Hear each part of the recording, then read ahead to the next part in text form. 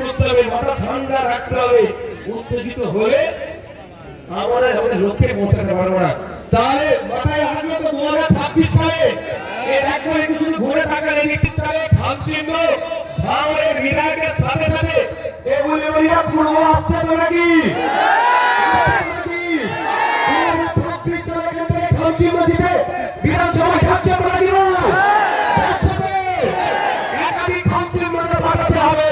খাম চিহ্ন যদি সত্যি মাথা তুলে দাঁড়াতে পারবে না, না কোন শরীরকে অবমাননা করে, না তাদের সাহস পাবে, না রাখা সম্পত্তি থেকে টাকার সাহস পাবে, না গুরুজনের সম্পত্তি থেকে টাকার সাহস পাবে, না দেবদেবীদের মধ্যবিত্ত সম্পত্তি থেকে টাকার সাহস পাবে, না কারোর সাথে অন্যায় করবে। খাম চিহ্ন যত বিধানসভার মধ্যে যাবে, হসপিটালে ডাক্তার আসা করতে পারবে, স্কুলে টিচার আসা করতে পারবে, আপনাদের মাসিক খরচ কত বাড়বে, আপনারা ডিসাইড করুন। খাম চিহ্নটা পাঠাবে না ওই জোড়া ফুলকে পাঠাবে? কতগুলো তো প্রশ্নই আসছে না ভাই। ফুল যখন এই যে আমাকে ফুল দিতে কোথায় গেল? ফুল দিচ্ছে নাকি? দেখে দেখছে কোথায়? আরে ঠিক আছে চলো, ফুল দিয়েছে। ফুল বেশি দিন বাড়িতে রাখলে কি হবে ভাই? পচবে। পচলে কি হবে? গন্ধ তো ভাই, গন্ধ বেরিয়ে গেছে, গন্ধ বেরিয়ে গেছে ভাই, পোকা হবে। পোকা হবে। পোকা হওয়ার পরে কি হবে? ওই পোকা শরীরে ঢুকবে।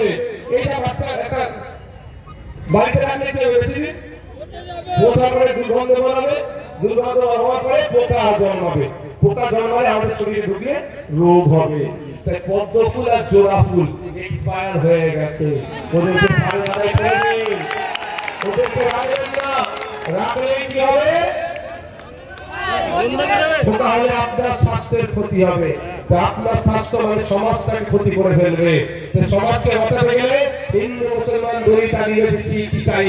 একদিকে বিশ্বজিৎ মাইতি, অপরদিকে নওশাদ সিদ্দিকী, একদিকে তাপস ব্যানার্জি, অপরদিকে আফতাব। এক হতে হবে, হাতে হাত রেখে লড়াই করতে হবে।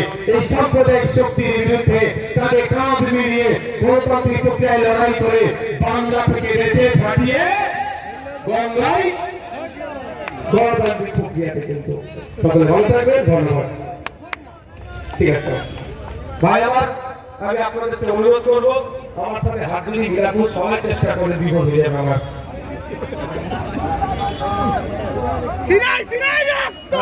সবাই আপনারা এটা করবেন না, হবে না। আর এটা সবাই অনুরোধ করছি, আমার কাছে হাত মিলানো আপনাকে আজকে কমানোর জন্য। দেখুন আমার এমনি ভাই সর্দি জ্বর